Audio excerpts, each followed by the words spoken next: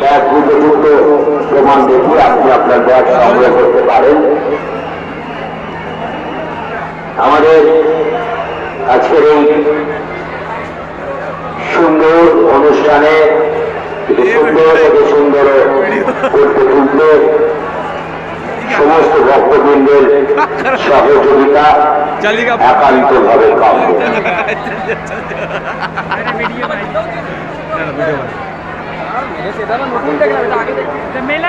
আমাদের